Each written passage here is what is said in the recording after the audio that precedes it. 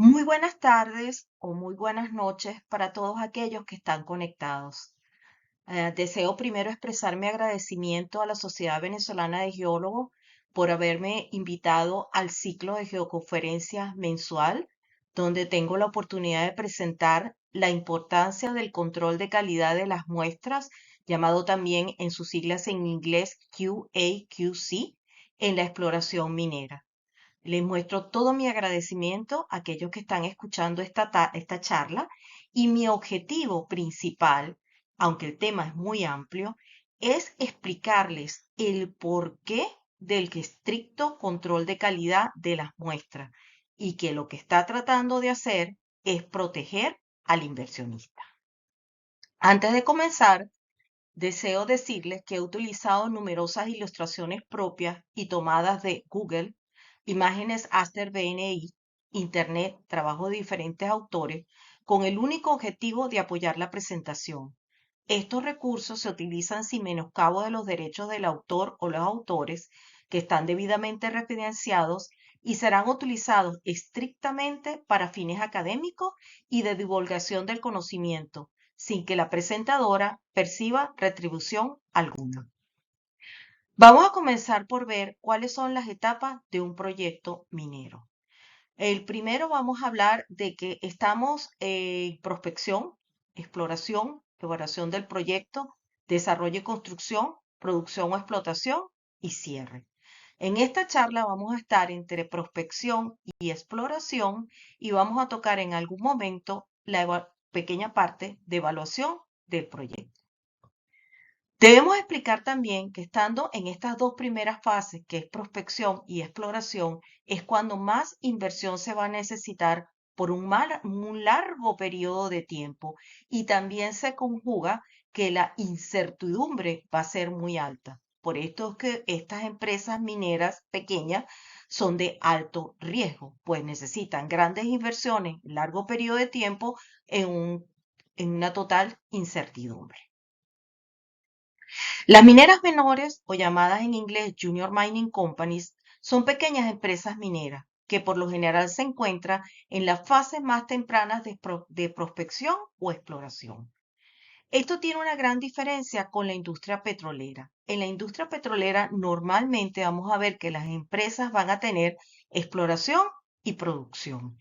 Lo vemos tanto en PDVSA, lo vemos como en empresas internacionales como Exxon, Chevron, Shell. Pero en la industria minera, normalmente quienes hacen exploración son estas empresas mineras menores, las Junior Mining Company. Ellas se van a encargar de hacer todo el proceso de exploración y si es exitoso, una compañía grande las comprará y ahí es donde va a estar el éxito de los que invirtieron en ella o los accionistas, porque van a comprarlas por un alto valor y posiblemente se lo hacen con una parte en dinero en efectivo y otra parte con acciones de estas compañías grandes. A diferencia de las empresas de gran capitalización, las empresas mineras menores son nuevas en el mercado y a menudo tienen bases de activos pequeños. Las empresas crean valor para sus accionistas al hacer un nuevo descubrimiento de minerales o aumentar un depósito de minerales existente mediante exploración o desarrollos adicionales. Invertir en mineras junior puede tener un fuerte potencial de ganancia, pero también tiene un altísimo riesgo. Llegar un proyecto a producción puede llegar entre 10, 20 años o más. ¿Cómo comienza todo? Comienza por un particular o varios particulares, generalmente un geólogo o relacionado con ciencias de la Tierra, que realizan una profunda labor de investigación y de visitas de campo o desean reactivar una antigua concesión abandonada, que puede ser por diferentes razones. Quizás en ese momento no había los recursos técnicos necesarios para poder explotar lo que allí, los recursos encontrados, o puede ser también que durante todo el periodo que ellos tuvieron de exploración, ese recurso que ellos estaban buscando, bien puede ser oro, plata, platino, cayó de valor y la inversión no era razonable. Deben lograr que un grupo de inversionistas asuman el riesgo de comenzar estudios geológicos, geofísicos, imágenes satelitales y todo lo que sea necesario para demostrar que existe un recurso. Las empresas crean valor para sus accionistas al hacer un nuevo descubrimiento de minerales o aumentar un depósito de minerales existente mediante exploración y desarrollos adicionales. La falta de mecanismos de financiamiento o recursos fiscales para sostener los gastos de capital CAPEX para nuevos proyectos mineros es una de las principales razones por las cuales los proyectos mineros no se materializan. Tenemos ejemplos muy exitosos de compañías mineras. Voy a nombrar uno de los más exitosos, o se puede decir casi el más exitoso en Canadá y también a nivel mundial. Es en la persona del doctor Keith Barron. Keith Barron se graduó de geólogo con honores en la Universidad de Toronto y obtuvo su PhD en la Universidad de Western Ontario, en Canadá. Lo interesante de esta persona es que él no fue al graduarse el que buscó entrar de una vez a trabajar en una minera. Es una persona que le encanta la lectura y es una persona que estaba hasta cierto punto obsesionada con el camino de los españoles, con la conquista y en la leyenda del Dorado. Era una persona que todo el tiempo durante sus estudios trató de investigar cuál era, a través de libros, a través de mapas antiguos, cuál era el camino que habían seguido los españoles y por dónde ellos pasado y cuál podría ser ese descubrimiento o los descubrimientos que ellos llamaban la leyenda del Dorado. En el año 2001, después de haber trabajado muchos años en Guayana, en Venezuela, sobre todo trabajó con oro y diamante, haber pasado de norte a sur toda Colombia, llega a un lugar en Ecuador, en la plena selva de Ecuador, y crea una compañía que llamó Aurelian Resources, la cual, una vez cumplido todos los requisitos regulatorios, pasó a ser pública y a cotizar en la Bolsa de Valores de Toronto en el año 2003 y realizó el colosal descubrimiento conocido como Fruta del Norte en el año 2006. Fue uno de los más grandes descubrimientos de oro de ese año y de muchos años también. Aurelian Resources fue adquirida por Kinross en el año 2008 por una cantidad de 1.2 billones de dólares.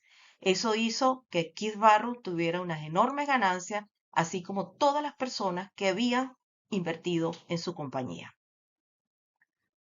Kinross no tuvo éxito para llegar a colocar la mina y ponerla en producción. Y no fue por las reservas de oro que se encontraban allí, sino porque fue que no tuvo la habilidad de ganarse a los lugareños y siempre tuvo conflictos con ellos y al tener conflictos con ellos, tuvo conflictos con el Estado. Posteriormente, ellos tuvieron que vender esta concesión a una compañía minera familiar suiza llamada Lundin Gold, que tuvo un acercamiento totalmente diferente al negocio minero que propuso su predecesora. Lo primero que hicieron al llegar al lugar fue tratar de ayudar a los lugareños en sus propios trabajos que ellos venían realizando, como por ejemplo siembra, ganadería, trataron de darles tecnologías, trataron de ayudarlos.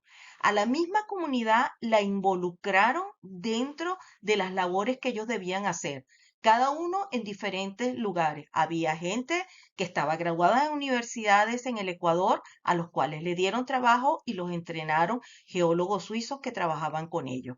Otros personales les dieron trabajos en seguridad, trabajos incluso para la parte ambiental y a las damas de los lugares, aparte de trabajar en la mina, que muchos de ellos también lo hacían, les dieron trabajos también secundarios que hacían que sus economías mejoraran, como por ejemplo proveer de comida a las personal que estaba trabajando en el desarrollo de la mina o simplemente en labores de lavado de ropa, de cualquier otra actividad en donde ellos pudieran tener un negocio que fuera fructífero para su familia.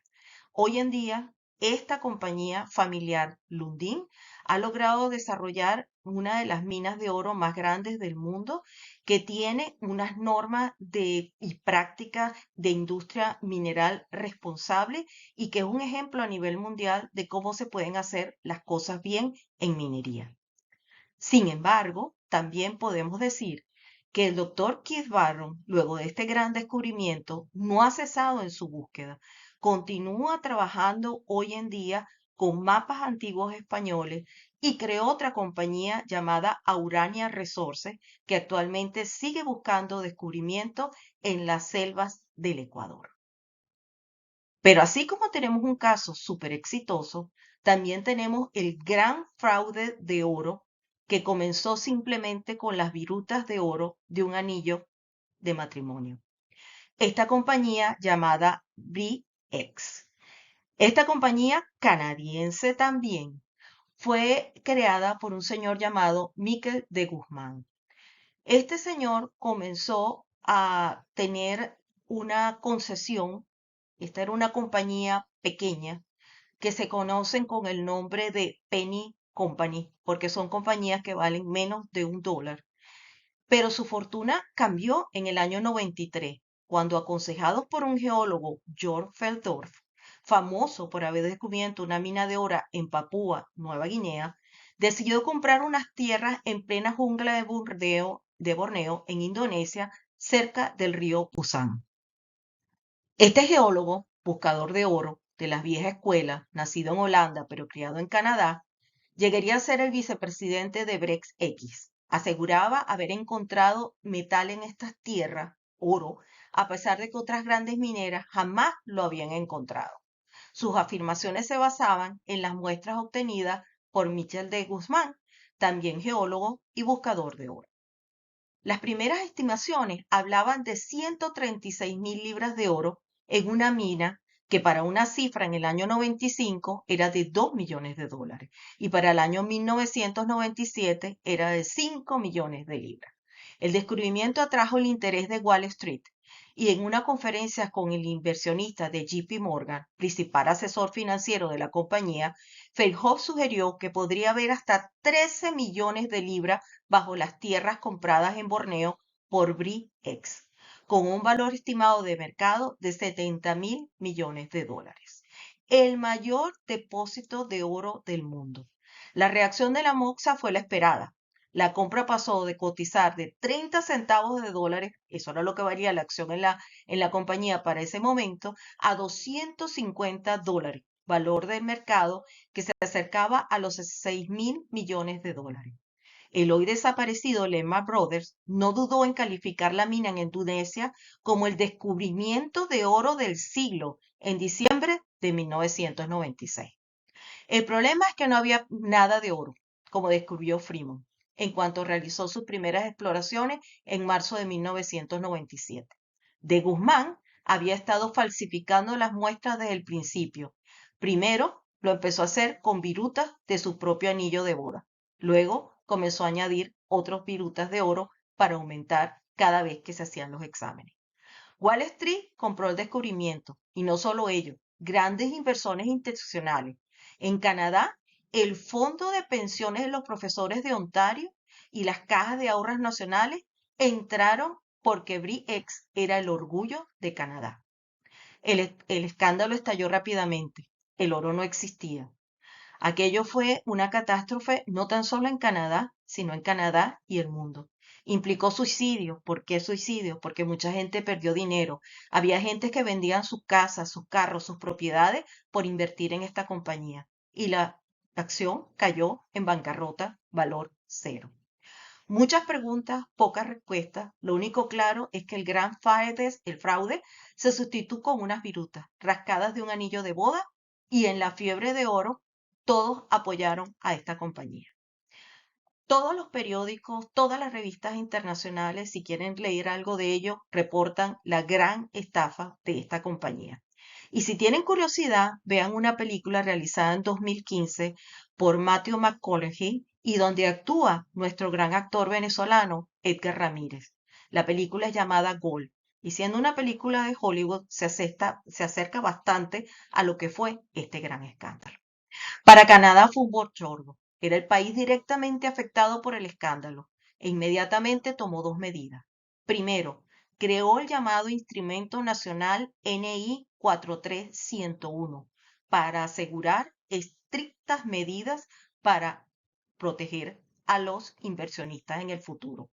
Y creó la persona calificada, que requiere extensa experiencia, ser independiente de la compañía y responsable de la información reportada, legal y financieramente.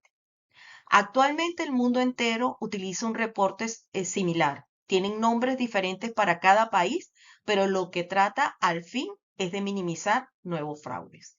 En la Australia se llama el Código Australasia para el informe de resultados de exploración, recursos minerales y reservas de minerales, o llamado también Código JORC. Es un código de práctica profesional que establece estándares mínimos para el informe público de resultados de exploración de minerales, recursos minerales y reservas de minerales. En Estados Unidos se usa el Security and Exchange Commission, llamado el SK 1300. En Chile se usa el Código Minero y Ley 20235. E internacionalmente, cualquier otro país puede utilizar lo que se llama el template CRIRSCO. Una empresa que no cuente con un tipo de reporte certificado no puede salir a la bolsa de valores para obtener financiación. Como ustedes pueden ver en este gráfico, Canadá es uno de los países a nivel mundial que tiene mayor número de empresas mineras pequeñas. Le sigue Australia, los Estados Unidos, México, Chile y Perú. Por esta razón, Canadá y Australia y Estados Unidos tratan de verse muy protegidos para no verse incluidos en un fraude como el que tuvo que experimentar Canadá. Aún así, cuando ustedes vieron este globo donde se veía Canadá grandísimo en industrias pequeñas de minería, podrán ver que en cuanto a industrias grandes mineras canadienses, realmente en los tres primeros lugares van a encontrar más bien empresas australianas, empresas susas, brasileñas, de Estados Unidos, de Australia, de China, de Arabia y de Canadá en los lugares 12, 13 y más atrás, porque mayormente Canadá siempre se ha especializado o ha tenido muchos emprendedores y por esta razón tienen una gran cantidad de industrias de minerías pequeñas. El reporte NI 431, ¿en qué consiste? Consiste en un exhaustivo chequeo general en toda la fase del proyecto minero. Lo primero que se va a pedir es un sumario o una introducción de qué es lo que se está buscando, dónde se está buscando, dónde está la localización, dónde se encuentran los mapas de la localización, los permisos, la parte legal. Y no tan solo eso, se exige que un auditor visite el lugar, visite la localización, bien sea, pongamos un ejemplo, en Guyana, vaya al lugar, así sea en la selva, vea que realmente existe el lugar y vaya a los registros del país personalmente para asegurarse que todo está en orden y que cumple con toda la permisología y todos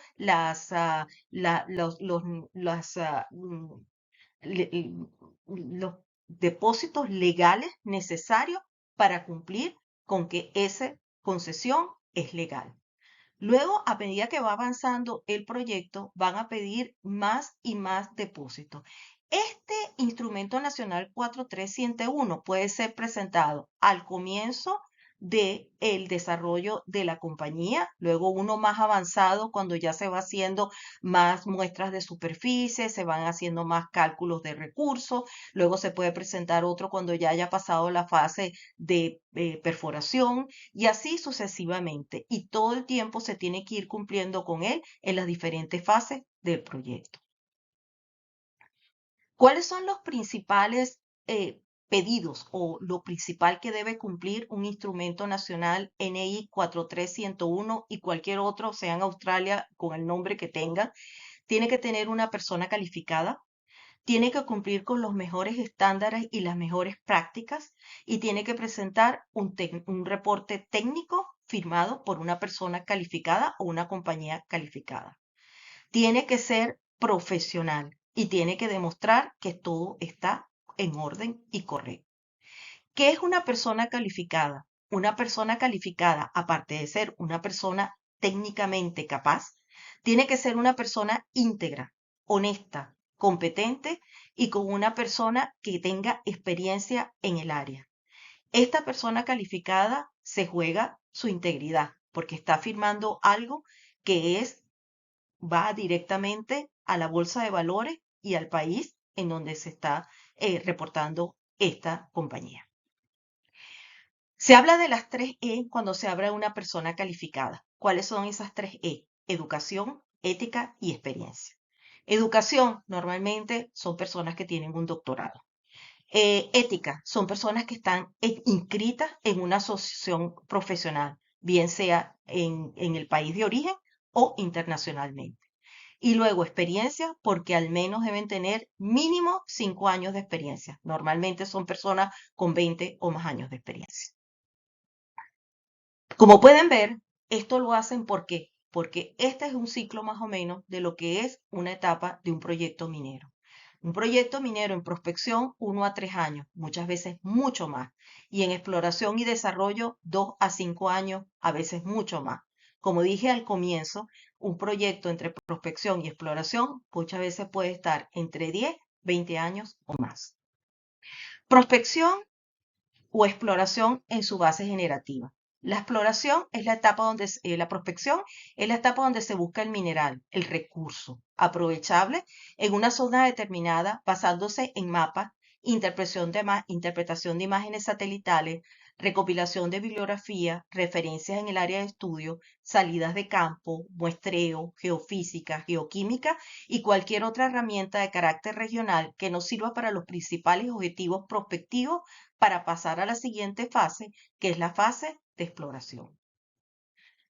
Aquí vamos a tener que tener análisis geológicos regionales, análisis geológicos locales, geoquímica regional, geoquímica local, posiblemente en semidetalle, geofísica, imágenes satelitales, muestreos de superficie y definición de posibles objetivos exploratorios cuando ya llegamos a la fase de exploración, que consiste en comprobar si las anomalías encontradas en la etapa de prospección corresponden a un yacimiento. Si durante la etapa anterior se obtienen resultados positivos, encontrándose evidencias del recurso buscado, se procede a delimitar la zona y desarrolla un programa de reconocimiento más intenso, como la toma de muestras de suelo, muestras de roca, muestras de trinchera y hasta pozos exploratorios. Estos sondajes no son más que perforaciones de poco diámetro y gran longitud que sirven para confirmar la presencia del mineral buscado. ¿Qué tipos de muestras existen? Pues las muestras de suelo, las muestras de roca, muestras de trinchera y las muestras de pozos exploratorios. En este punto, cuando ya pasamos exploración y llegamos a este punto de exploración, fíjense ustedes que todavía estamos en el comienzo de lo que pudiera ser la búsqueda de este recurso. La muestra es una parte o una porción extraída de un conjunto por métodos que permiten considerarla como representativa del mismo. Una muestra de mineral es una pequeña cantidad de mineral que debe ser representativa del área o volumen total que tiene influencia en el área. El objetivo del muestreo es determinar el contenido de minerales o elementos aprovechables en las ocurrencias minerales o áreas de estudio que permitan determinar su valor prospectivo. Conocer las leyes del mineral es una de las finalidades del muestreo.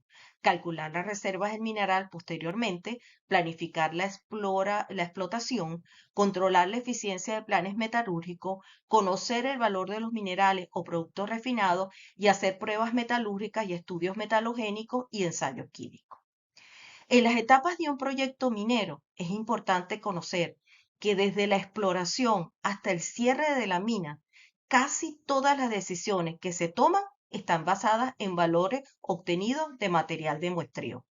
Por eso es importante las muestras, porque las decisiones que van a representar millones de dólares están basadas en ellas. Obtención de muestras. Antes de proceder a la toma de muestras se debe realizar una descripción de las mismas, acompañada de una ubicación correcta de las mismas, descripción de estructura, mineralización, clasificación de la roca, etc. Las muestras deben ser frescas, sin alteraciones. Seleccionar una muestra con poco o escaso fracturamiento, bajo contenido de vetillas o de minerales secundarios. Preferiblemente no tomar muestras en zonas de falla, porque puede haber transformación de los minerales primarios por metamorfismo. La importancia del muestreo es que en las operaciones más importantes, en el trabajo diario, debemos tener cuidado porque todo va a depender de las muestras. Debemos saber que las muestras deben ser representativas, proporcional y no contaminadas. Las diferentes partes del yacimiento deben estar representadas adecuadamente. Las diferentes partes del yacimiento deberán estar contenidas de manera proporcional en el grupo de muestras. Y lo más importante de todo, no deben estar contaminadas. Debemos tener mucho cuidado en el campo de evitar la contaminación. ¿Cuáles pueden ser los errores de muestreo? Un mal corte o delimitación de las vetas, manipulación, equipo en mal estado, error en la ubicación de la muestra, etiquetado de las bolsas, limpieza de los equipos o simplemente un error humano. Muestreo de suelo. Las muestras de suelo se hacen por cuadrículas bien definidas. Hoy en día esto es más fácil debido a los posicionamientos que podemos obtener satelitalmente. Metales derivados de meteorización in situ de mineraciones subaflorantes forman halos de dispersión cercanos a la superficie alrededor del depósito. La anomalía puede corresponder al metal buscado o algún elemento asociado al estilo de mineralación, pero también hay que tener en cuenta que la muestra toma un material limoarcelloso debajo de un horizonte orgánico. No debemos tomar la muestra nunca en una parte donde podamos tener partes orgánicas. Debemos estar seguros de que es una muestra que está representando lo que estamos buscando y no es una muestra que está contaminada con suelo. La muestra de roca. Este tipo de muestra normalmente la vamos a obtener o con un martillo, cincel y en algunos casos puede ser con martillo hidráulico si necesita de una mayor profundidad. Las muestras normalmente de este tipo son de 1 a 3 kilogramos. Deben ser tomadas en ángulo recto con respecto al espesor de la unidad muestreada y los fragmentos de roca deben extraerse de forma homogénea en el tramo muestreado en cuanto al tamaño de los fragmentos. Existe un tipo de muestra también que van a ver que algunas compañías lo toman, que lo llaman muestra de sedimento de corriente. Estas son muestras que delimitan el patrón de drenaje profundo o delimitan también o pueden indicar la erosión. Realmente casi nadie toma este tipo de muestra o no se toman normalmente porque realmente se busca tratar las zonas o el patrón de erosión, pero muchas veces pueden tener contaminación, las anomalías se tratan de seguir aguas arriba, pero a veces el drenaje es anómalo, así que este tipo de muestras lo van a ver en la literatura, realmente no lo recomiendo. El análisis de las muestras. Hoy en día existen unos aparatos que se llaman XRF analizadores. XRF es un acrónimo de espectrografía de fluorescencia de rayos X. Es una técnica analítica no destructiva utilizada para determinar la composición elemental de los materiales. Los analizadores XRF portátiles funcionan midiendo los rayos X fluorescentes o secundarios emitidos por una muestra cuando es excitado por una fuente primaria de rayos X. Cada uno de los elementos presentes en una muestra produce un conjunto de rayos X fluorescentes característicos o huellas dactilares únicas. Estas huellas dactilares son distintivas para cada elemento, lo que hace que un análisis XRF portátil sea una excelente herramienta de medición cuantitativa y cualitativa, pero solo para dar idea en campo de que uno está tomando la muestra correcta y saber también qué cantidad de material estamos tomando y qué cantidad de minerales está teniendo. Pero esto jamás, jamás va a sustituir el análisis de un laboratorio. Para poder utilizar este aparato se debe estar certificado. En países como Canadá, Estados Unidos, Australia, se pide que la persona esté certificada y este certificado lo brinda la nación. Generalmente es recursos naturales del país. Para poderse certificar se necesita primero, si es la primera vez que se hace, se necesita primero tener un examen teórico. Luego, tener un entrenamiento con una persona certificada de un número indicado por cada país de horas y presentar un examen práctico. Se obtiene una certificación con un carnet y esta certificación con su carnet dura solamente 5 años. La persona que usa este equipo tiene que llevar una bitácora de las veces que lo está utilizando, cómo lo está utilizando, cómo lo limpia, cómo lo calibra, exactamente todo lo que hace su rutina diaria cuando está utilizando este equipo, para luego a los 5 años presentar un examen teórico, porque cosas pueden haber cambiado y tienes que estar actualizado, y un examen, el examen práctico ya no lo va a pasar, no lo va a presentar, sino que va a pasar si presenta esta bitácora de una manera correcta. Este es el tipo de aparato. ¿Por qué se pide que la persona esté certificada? Porque este aparato puede ser peligroso si no se sabe utilizar bien. Es un aparato que viene siendo como una pistola, a la cual uno puede cerrar y no puede ser disparada y puede abrir en el momento de disparar. Si una persona no sabe utilizar el aparato, puede hacerle daño a otra persona. Puede disparar un rayo que puede llegar a otra persona, le puede dañar un ojo, le puede hacer daño. Segundo, un accidente que puede pasar, muchas veces las muestras están colocadas sobre una mesa y la persona certificada sabe que tiene que hacer que todo el mundo se aleje de la mesa y nadie vaya a tener los pies debajo de la mesa porque este rayo puede atravesar la mesa. Y por eso es la parte en que debe estar una persona certificada siempre utilizando este equipo.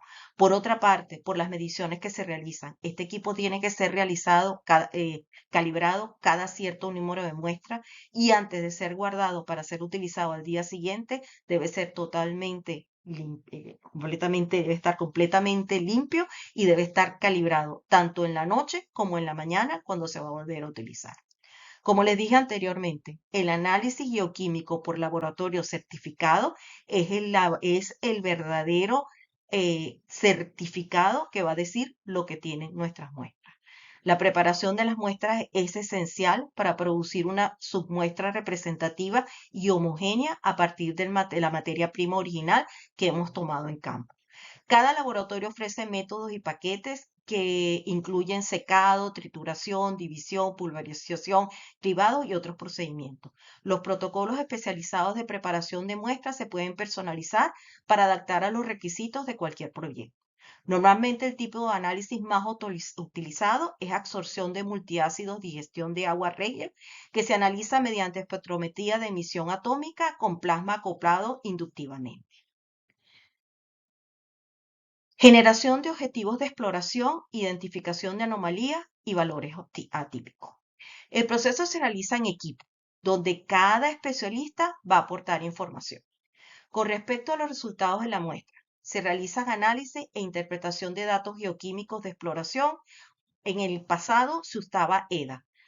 Puede ser usado simplemente con una tabla Excel en donde se le va a dar un rango de valores a los resultados obtenidos. Puede ser medio, alto, bajo o puede ser por rangos para definir los patrones de regionales y delinear las áreas anómalas. Hoy en día los programas de computación ya hacen este trabajo. Por ejemplo, MapInfo y Discover lo hacen y también lo hace IOGAS, que es un programa de geoquímica bastante accesible, no es tan caro y las compañías mineras pequeñas normalmente lo utilizan. Existen, como les digo, muchísimos otros programas. ¿Qué hacen estos programas? Con colores van a delimitar de menor a mayor las áreas donde vamos a encontrar los recursos que estamos buscando. Por ejemplo, esto es un ejemplo con hematita. Desde el amarillo claro, que son trazas, hasta el rojo, nos está indicando las zonas donde vamos a tener mayor cantidad de hematita. Lo interesante de estos programas es que ustedes pueden solapar, sobreponer. Por ejemplo, estamos buscando oro, pero también tenemos cobre o también tenemos vanadium. Podemos ir sobreponiendo las capas. Esto no tan solo nos ayuda para saber en realidad dónde están las áreas anómalas y cuáles son las las asociaciones, sino también qué tipo de reservorio estamos teniendo y analizar también un poco más en profundidad el tipo de yacimiento mineral que tenemos. Ahora vamos a hablar de la parte ya de perforación. En la parte de perforación lo que vamos a buscar es en comprobar si las anomalías encontradas en la etapa de prospección corresponden a un yacimiento. La primera parte de exploración implica mapeo superficial, estudios geoquímicos, geofísicos de detalle, destinadas a encontrar el objetivo específico de perforación. La actividad en esta etapa invasiva requiere movilización de maquinaria pesada para la excavación de trincheras o perforaciones destinadas a muestreos bioquímicos y reconocimiento geológico. Encontrado el blanco de perforación, se hacen perforaciones orientadas para interceptar el potencial o cuerpo mineralizado. Si se encuentra el cuerpo y las leyes son favorables, se diseña un programa de perforación en 2 o más etapas, incrementando el grado de detalle con la finalidad de estimar reservas y recursos presentes, tonelaje y leyes. El estudio de prefractibilidad puede ser llevado a cabo para evaluar si los costos de exploración están a la altura de la ganancia esperada del proyecto. Si las características, tonelaje, leyes, mineralogía de mena revelan que la etapa de estimación de reservas son favorables, pasa a una fase de factibilidad. La perforación en sí. El tipo de perforación más utilizada es rotopercusiva. Se recuperan testigos. El diámetro de estos testigos generalmente es de 2,17 a 6,35 centímetros de diámetro. Como pueden ver, siempre tenemos que orientar la perforación. Podrán ver a diferencia de las perforaciones petroleras que siempre vamos a tener vertical. En este caso no. Esto va a variar siempre dependiendo que tenemos que cortar perpendicular la carga. Las muestras, ¿cómo se manejan las muestras? Tenemos que saber que no contamos con sitios en el momento apropiados. Se trata de hacerlo lo mejor posible, pero estamos en sitios, bien sea en sitios desérticos, estamos en la jungla. Entonces se trata de tener los sitios lo mejor posible, evitando totalmente la contaminación, tratando de ponerlo en cajas bien preservadas, tratando de cubrir las superficies para evitar lluvia o cualquier otro elemento que pueda contaminar sobre las muestras. Y se trata de hacer lo mejor que se pueda hacer.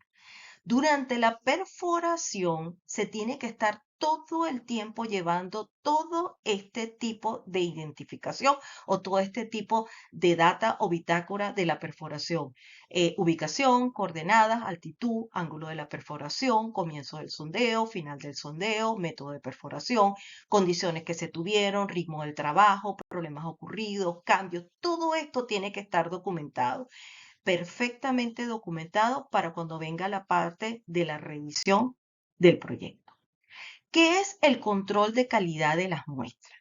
Es un aseguramiento del programa de garantía de control de calidad, documentando los procedimientos y métodos de recolección de muestras, proporcionando una cadena de custodia de las muestras, preparación y análisis. Se proporciona seguridad en cuanto a la confiabilidad de los análisis, insertando y verificando estándares, espacios en blanco, duplicados, muestras de trincheras y melas, muestras de trincheras y melas de pared opuesta, duplicados de laboratorio, cualquier tipo de muestra que pueda ayudar para cumplir con el Instrumento Nacional 43101. Posteriormente yo les voy a explicar qué son el tipo de las muestras control. En el control de calidad de las muestras, cuando se dice que hay una cadena de responsabilidad, es que debemos tener desde el comienzo, desde que se toma la muestra y pasa del pozo o de la superficie al sitio donde las estamos almacenando, al momento en que se están guardando en bolsas para poder mandar al laboratorio, esto todo tiene que tener un estricto control de calidad. En todas las etapas de muestreo existen probabilidades de cometer errores, de manera que se impone un control de calidad que nos habilite para reconocerlos y corregirlos. El control de calidad debe aplicarse a lo largo de toda la fase de la industria minera. El sistema más utilizado en la actualidad en el control de calidad es el uso de muestras con características conocidas y que aleatoriamente son introducidas en partidas dentro del listado de las muestras que se va a enviar al laboratorio. Estas muestras pueden ser estándar, que son muestras con valores conocidos, blanco, que son muestras que no tienen ningún valor mineral, ya que se extraen de rocas estériles, duplicado, que son muestras del mismo lugar, y una práctica muy común es intercalar cada 20 muestras comunes una estándar, un blanco y un duplicado. Todas estas muestras van intercaladas en forma aleatoria y tienen la finalidad de chequear el trabajo del laboratorio.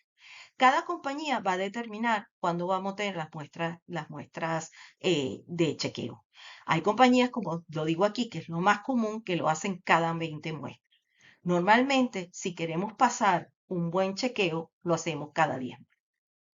Por lo tanto, recapitulando, vamos a tener que tenemos que tener registro, documentos y constancia, control y documentación, precisas instrucciones de trabajo y seguimiento, procedimiento, manual de calidad, normas y mejores prácticas. Y esto siempre se retroalimenta, porque al haber un problema se va a documentar y tenemos que bajar aquí y comenzar de nuevo con la mejor práctica de lo que se venía haciendo. ¿Qué son los estándares? Los estándares son materiales de referencia certificados. Esto lo va a certificar un laboratorio normalmente certificado por el país de procedencia. Es decir, si ustedes compran un estándar en Canadá, está certificado por Canadá. Si compran un estándar en Sudáfrica, está certificado por el país. Es decir, es un estándar que tiene un certificado de referencia que va a decir exactamente el valor de los minerales que allí se encuentran. ¿Para qué sirve ello? Ello sirve porque vamos a tratar, cuando vamos a poner nuestras muestras, vamos a insertar un estándar de este tipo. Ahora bien, hay minerales que podemos estar buscando que son muy costosos, como el oro.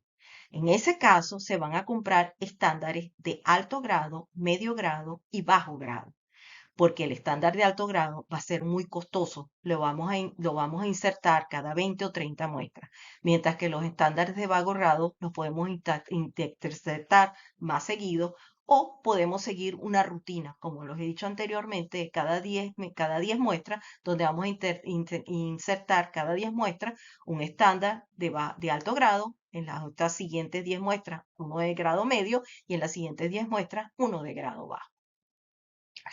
¿Qué es lo que vamos a hacer cuando regresa el certificado del laboratorio? Nosotros sabemos dónde insertamos los estándares y este es el resultado, por ejemplo, que recibimos de un batch de certificados completo. Nosotros vamos a saber el valor que tiene cada certificado y este es un estándar que se llama BL4. Sabemos que su valor es esta raya amarilla. Sabemos que puede tener desviación estándar y cada compañía va a determinar cuál es su valor, hasta dónde puede exigir el valor que puede estar dentro de lo que vas a aceptar como estándares. Por ejemplo, normalmente se acepta entre 10 y 15%. Si aceptamos 15% como el valor, vamos a ver que estos dos estándares están fuera. No los podemos aceptar. ¿Qué debemos hacer? Tenemos que ir a donde están estos estándares, a qué certificado están estos estándares incluidos y el set completo de muestras que enviamos hay que reenviarlo al laboratorio para volverlo a analizar. El certificado que obtuvimos no es válido, no pasó el control de calidad. Igualmente va a pasar con este estándar. Tenemos que ir al certificado donde está este estándar y el set completo de muestras tiene que ser enviado de nuevo al laboratorio a ser reexaminado y esto se va a hacer las veces que sea necesario hasta que el estándar pase. Es decir, que si un estándar falla, lo tenemos que volver a reanalizar. Y si eso vuelve a fallar, hay que volverlo a reanalizar hasta el momento en que el estándar pase. Y tenemos algo como esto, donde podemos aceptar todos los estándares que teníamos. Los blancos tienen por objetivo detectar la posible contaminación que puede ocurrir en los diferentes pasos de preparación y análisis de las muestras. Su contenido mineral es mínimo o no detectable. Son generalmente muestras recogidas cercanas a ríos, quebradas o también se pueden comprar. Preferiblemente se compran porque se sabe que su valor es mínimo y tenemos este tipo de gráfico donde vamos a tener el blanco podemos ver igual que el anteriormente. En la línea amarilla es el valor del blanco, lo sabemos. Hay un certificado que nos dice que ese es el valor del blanco y luego podemos tener un 15% para aceptar cualquier desviación que pueda tener el valor del estándar. Como podemos ver, hay aquí algunos que salen del valor. Tenemos que hacer lo mismo que hicimos con el certificado para los duplicados. Tenemos que buscar dónde están esos blancos y las muestras completas, el completo set de muestras que se envió al laboratorio, hay que volverlo a reanalizar hasta que estos blancos estén dentro de los límites aceptables. Se cumple lo mismo. Si falla un blanco, tenemos que mandar a reanalizar las veces que sea necesario hasta poder obtener un certificado, como se indica aquí en verde, que pasó. Y ese es el certificado que se va a usar posteriormente para poder hacer el estudio cuando se haga el estudio con la persona calificada. Esto es lo que tenemos que lograr, que todos nuestros puntos estén cercanos a la raya amarilla y no sobrepasen el límite que nos hemos propuesto. Los duplicados. Los duplicados se utilizan para evaluar la precisión de los resultados analíticos, ya sea que provengan de inspección visual, de otros ensayos de laboratorio. Se entiende por precisión la habilidad de repetir consistentemente los resultados de una medición en condiciones similares. Se insertan en el grupo de muestras a analizar en orden numérico y el valor obtenido debe ser similar a la muestra que fue tomada. Por ejemplo, si la tomamos en la muestra 5 y sabemos que el duplicado es el 6, la muestra 5 y 6 deben tener valores duplicados, semejantes. La manera de analizarlo es diferente. Lo vamos a hacer a través de una regresión y en este momento vamos a poner igualmente nuestros dos valores de aceptación. En este caso, 15%. Vemos que la línea azul es el valor que debería dar nuestro duplicado y vemos aquí pareciera que se salen, pero no se salen, es simplemente algo del gráfico. Realmente la última muestra que se está saliendo es esta. En ese caso, hay que tomar también el certificado, tomar el grupo de muestras al cual pertenece ese certificado y mandarlas de nuevo a analizar por completo. Porque tenemos que lograr que esa muestra entre dentro de los límites que estamos esperando. ¿Qué es lo que vamos a mandar al laboratorio y cuál va a ser nuestro listado? El laboratorio va a recibir una lista como esta, en donde se le va a decir el pozo, la muestra y la profundidad. Y nosotros vamos a tener nuestra lista que sabemos que la muestra 5 es un estándar de alto grado, la muestra 8 es un duplicado de la muestra 7, la muestra 10 es un blanco, la muestra 15 es un estándar de grado medio, la muestra 19 es un duplicado de la muestra 18 y así sucesivamente. ¿Cuál es el objetivo? El objetivo de un programa de garantía de control de calidad es documentar los procedimientos y métodos realizados con la recolección, preparación y análisis de la muestra. Proporcionar una cadena de custodia y responsabilidad de las muestras. Proporcionar garantía de la fiabilidad de los análisis de las muestras utilizando certificados estándares de referencia emitidos por un centro autorizado de tecnología mineral y energética, para garantizar la precisión de las muestras de blancos y duplicados y aportar la documentación soporte de los valores minerales a El control de calidad, o conocido también como QA/QC, no es más que un monitoreo de estándares blancos y duplicados. Esta es una recomendación. Yo les recomiendo que cuando vean un certificado, van a ver que en el certificado el laboratorio tiene sus estándares también internos como control. Yo les recomiendo que hagan los gráficos también para el control interno de los duplicados de los laboratorios. Los certificados ustedes los pueden obtener, son públicos, o sea que van a saber el valor del estándar que está usando el laboratorio. Y es interesante porque ustedes van a también a poder ver el estándar de calidad del laboratorio. Van a poder mantener una interrelación con la persona a contacto en el laboratorio, se van a ganar el respeto de ese laboratorio porque van a saber que ustedes también los están monitoreando y están viendo su control de calidad y al final va a ser interesante porque cuando la compañía que los vaya a certificar o la persona calificada vaya a hacer las revisiones, le va a resultar sumamente interesante que ustedes también tengan un control de las muestras del laboratorio. ¿Qué es lo que hace la persona certificada o la compañía certificada cuando va a revisar las muestras? Una vez que ellos certifican que todo está correcto, van a tomar muestras aleatorias de las muestras que tenemos nosotros analizadas. Vamos a poner que las muestras nuestras son las azules y van a mandar a analizar la misma muestra en otro laboratorio totalmente diferente y la idea es que se obtengan resultados similares. Como ustedes pueden ver, el punto azul siempre está muy cerca del punto rojo. Y eso es lo que se aspira. No se puede aspirar que un punto rojo quede a la izquierda y el azul quede a la derecha, lo cual indicaría que no hemos cumplido con los controles de calidad. Al final de todo esto, la persona responsable, y aquí les pongo un ejemplo de cómo queda un reporte, es en mi caso, Marianto Castro. Soy la persona responsable de todo el proceso y la cadena de calidad de la muestra y eso queda reportado en el reporte que va a hacer la persona calificada y que va a pasar a la Bolsa de Valores de Canadá y al gobierno de Canadá o al gobierno de Estados Unidos, depende de donde sea. Y soy la persona responsable en casa, en la compañía, de haber revisado todos los ensayos y de estar conforme con el control de calidad realizado. También tengo que decirles algo. El cargo de la persona que normalmente hace eso se llama Technical Database Manager y puede ser confundido con IT.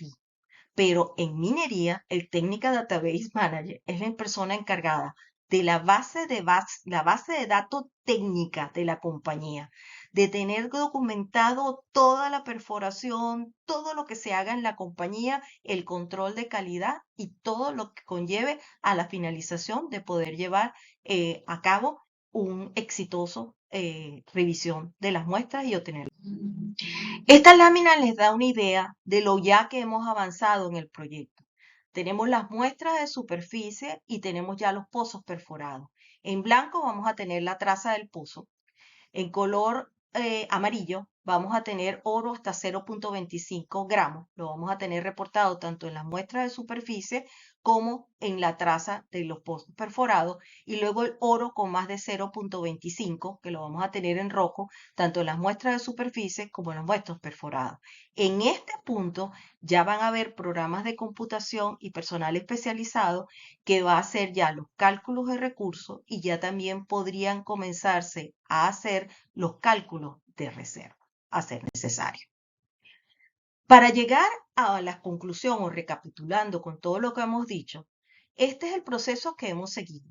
Tenemos una data. La data es geoquímica, geofísica, de pozos, de ensayo, puede ser de metalurgia, de recursos, de análisis económico, que va a pasar por diferentes puntos hasta llegar a un final.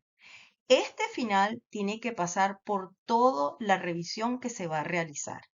Si se pasa por toda esta revisión, se puede llegar a obtener el reporte 43101 o cualquier otro reporte en Australia, en otro país del mundo. Esto da derecho a poner información en Internet, en pasar al Toronto Exchange la información, a ofrecer documentos a los accionistas, hacer propaganda con ellos para que haya más inversionistas que quieran invertir en la compañía, colocar la presentación en la página web de la compañía, hacer presentaciones en social media, etc. Si no se pasan todos estos filtros, no se va a obtener el reporte 43101. Entonces, lo que va a ocurrir es que va a haber un reporte de las mejores prácticas. Por ejemplo, si se falló en la calidad de la data, bien sea por los análisis de laboratorio, no se incluyeron estándares, no se analizaron las muestras como deberían hacer, o bien se falló en interpretación, en la manera en que se hicieron o se recopilaron los datos. Todo eso va a salir en un reporte que tiene esta compañía que de nuevo cumplir para poder llegar aquí y poder hacer el reporte final. Esto puede ser varias veces. Esto puede llegar, muchas compañías no llegan a pasar nunca esto, porque muchas veces no tienen recursos para poderlo hacer, no hay el dinero para poderlo hacer y nunca llegan a obtener una certificación y por lo tanto nunca pueden cotizar en la bolsa de valores. Y si están cotizando por algunas razones, en algún momento estaban cotizando en la bolsa de valores, pueden dejar de hacerlo por no haber cumplido con el reporte en este tipo de reporte que se les exigía.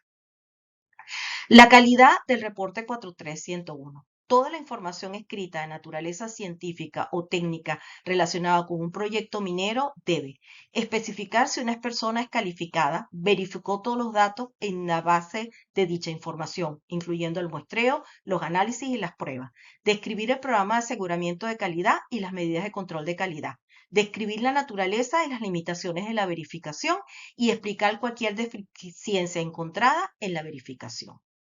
El recurso. Un recurso mineral es una concentración u ocurrencia de material de interés económico en tal forma, ley o calidad y cantidad que permita asumir que existen prospectos razonables para su evaluación o extracción económica. En el punto que hemos estado todo el tiempo, hemos estado en recursos. No hemos hablado en ningún momento de reserva. Se pasa de reserva una vez que se cumplan todos los requisitos y en ese momento se siga avanzando con los reportes 4351 y ya se pueden hacer cálculos de reservas que comenzarían por ser probables y luego probadas. ¿Cuáles los principales factores que pueden hacer que pueden modificar o pueden hacer que un proyecto minero falle? Económico, el mercado. Podemos tener un muy buen trabajo realizado durante 2, 3, 4 años y durante ese tiempo el precio del recurso puede caer. El recurso ya no es económico, no es rentable y los costos y el costo-valor no da y el proyecto se cae. Legales o jurídicos, gubernamentales. Un ejemplo claro de ello puede ser que estemos en una jurisdicción completamente legal, hay un golpe de Estado, el gobierno nuevo no reconozca la concesión y se pierda lo que se está haciendo. Sociales, como dije al principio, el ejemplo que les coloqué, una compañía que no se sabe adaptar a la comunidad, no se sabe adaptar al país y nunca llega a completar para poder tener una mina. Infraestructura, se tiene las cantidades de recursos necesarios, por ejemplo, se tiene una gran cantidad de oro, es un gran descubrimiento, pero no se tiene la infraestructura, se necesita mucha agua, se necesita electricidad y el sitio está muy aportado y cuando se hace el estudio económico no hay factibilidad para poder llegar adelante el proyecto. También los hay técnicos. Por ejemplo, cuando se llega el momento de un estudio metalúrgico, la extracción del mineral es muy costosa y no es viable. Y los ambientales, que hoy en día tienen muchísimo peso, zonas que pueden ser en una zona que está protegida y por lo tanto el proyecto no puede continuar porque se decreta que la zona es protegida. Hoy en día realizar un proyecto minero es muy difícil porque tiene que haber primero considerarse el planeta, el medio ambiente, las personas, el bienestar social, los beneficios, la rentabilidad. Cumplir con estos tres, estar en este punto del centro, en este punto rojo de responsabilidad social y ambiental, es muy difícil y tiene que ver mucho también con el dinero, con el costo. Para culminar, solamente quiero decirles algo para que tengan una idea. De 500 a 1000 concesiones, solamente 100 van a ser objetivos, solamente 10 van a ser proyectos y de estos 10, solamente uno va a ser una mina. Invertir en mineras pequeñas llamadas junior puede tener un fuerte potencial de ganancia, pero también tiene un riesgo altísimo. Muchísimas gracias por tu asistencia. Sé que esto ha sido cubrir un territorio muy amplio. Si tienen alguna pregunta, sé que ahorita va a haber un periodo de preguntas y respuestas, pero si quieren también realizarme preguntas, estoy totalmente abierta. Tengo material que les puedo hacer llegar. Me pueden contactar a través de notasdegeología@gmail.com. Estoy totalmente a su disposición. Muchísimas gracias y todo lo más bello para ustedes.